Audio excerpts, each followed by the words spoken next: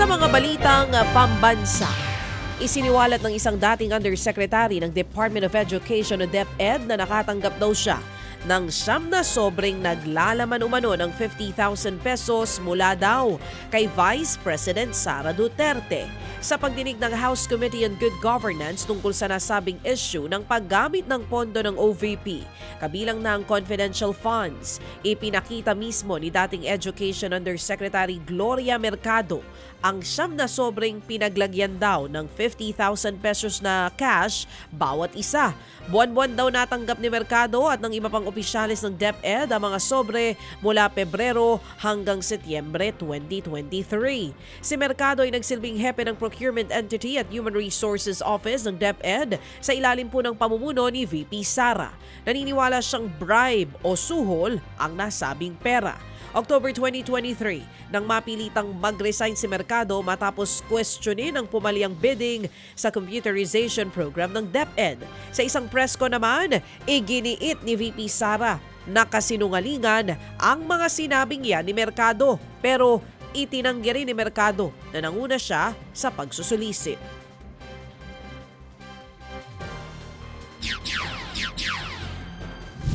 I don't want to do this, but since siya na yung nagsabi, i-turn over ko na yung envelope. The envelopes where the money was. Comsec, So it's 9 envelopes. kuha po yung envelope. So it says hope and the amount is there. Kasi ang sakit naman nun, ordinaryo lang akong trabahante tapos inano ka ng Vice President. Gloria Mercado is a disgruntled former employee of the Department of Education. I think hindi lang siguro niya matanggap na kasalanan niya kung bakit siya pinalayas sa Department of Education. Pero hindi din talaga namin matanggap na magsusulisit ka sa isang private company on paper 16 million. And then, kukuha ka ng teacher item sa field, gagawin mong EA sa central office. Hindi pwede yun. Yan po ang sunurang tinig ni na dating DepEd Undersecretary Gloria Mercado at ni Vice President Sara Duterte.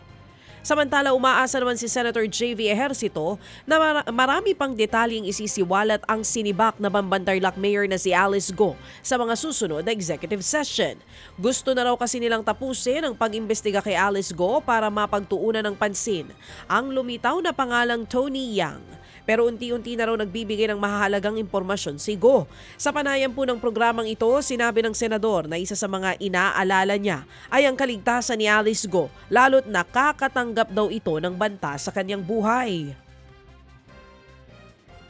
Hopefully, pag itong susunod na executive session, kung meron pa siyang maibunyag, kasi meron na sa House, meron pa sa Senate, baka ano na tayo, malihis na tayo sa talagang issue na gusto natin tumbukin. Yan naman po ang tinig ni Senator J.V. Ejercito. Pinaghahandaan na ang posibleng mass repatriation ng mga Pilipino sa Lebanon.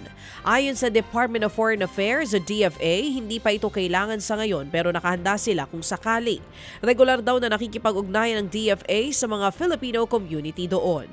Sa huling tala, mahigit 1,000 Pilipino pa lamang sa nasa 11,000 ang nagpahayag ng kagustuhan na makauwi ng Pilipinas. Sa gitna pa rin niya ng patuloy na bakbakan ng Israel at ng militanteng grupong Hezbollah. Ted Filon at DJ Chacha ngayon nasa Radyo 5 92.3 News FM Monday to Friday 6 to 10 a.m.